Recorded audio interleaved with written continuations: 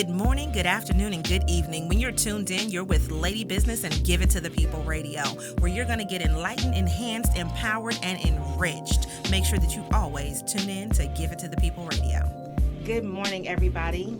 I am Chisa Pennix-Brown, and you are here with Give It to the People Live.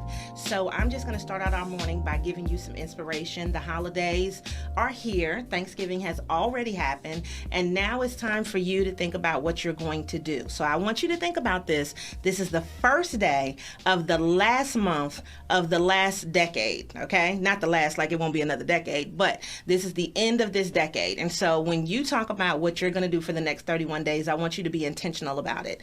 The biggest thing that I want you to think about is that there's always going to be some type of competition out there, but you should be a little bit better than them. You have the time to look at the landscape. You have the opportunity to see what you want to do and plot and plan quietly and then roll your stuff out. So what I need you to think about is Victoria's Secrets, right? So I was reading this article, and they have been the champion. They have been number one, and actually they still are number one in the U.S. as far as when they talk about a lingerie brand.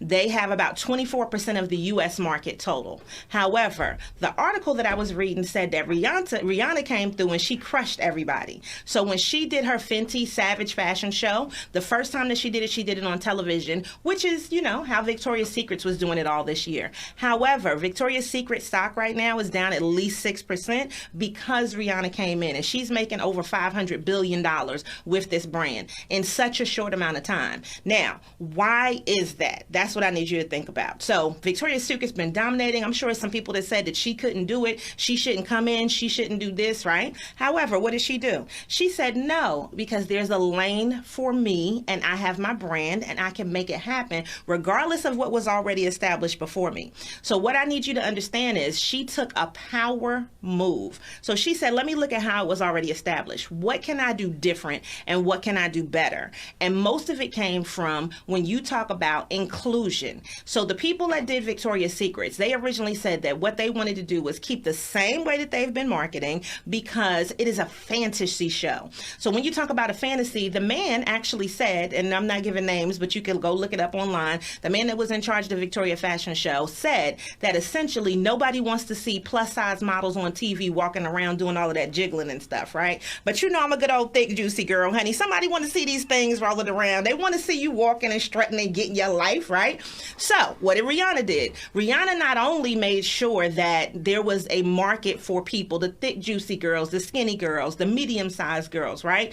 All the different body shapes. She also made sure that it was inclusive based on race, based on hair, because there was that whole big thing about 2-3 years ago where it was the first natural hair model to be inside of Victoria's Secrets, because you know, honey, they will put old track in there and let her walk down a runway, okay? And the biggest thing to take into consideration is that there is a market for what you want to do. So when Rihanna did that and was inclusive, and not only did she put in the big girls, the medium girls, the light girls, the brown girls, she put in all of those different complexions. She also put in women that were pregnant, right?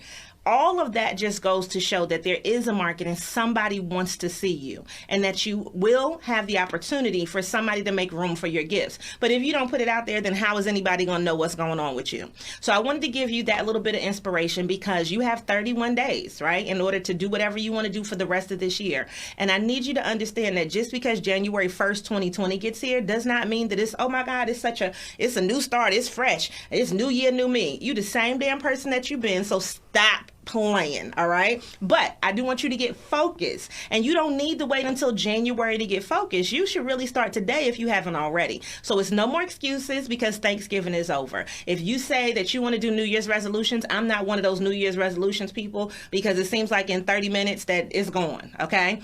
What do you really want to do that you can be intentional with and that you can continue throughout the course of the year? Just setting something to say, I'm going to do X, Y, Z, fine. If you're talking about cutting people off, I decided I'm not even going to do that this year. You know why? Because whoever is cut off, honey, they should already know that they cut off. I'm not making no announcements on social media. I don't need to say anything in person. So just think of some of the toxic behaviors that we've had in the past, and think about what you can do to make a new year regardless of what the date is. Because every day that you get up and you have an opportunity to breathe on God's green earth, that's a new start. And that's really what you need to be focused on. So what I want you guys to think about is make room for your gifts. I also want you to take into consideration that every day is definitely a new start and that you should always start today. Whatever day today is, start today. You don't need a specific date in order for you to start to be great. You just need to really sit down and apply yourself. So with that, hope this has been inspirational for somebody out there, because I think that,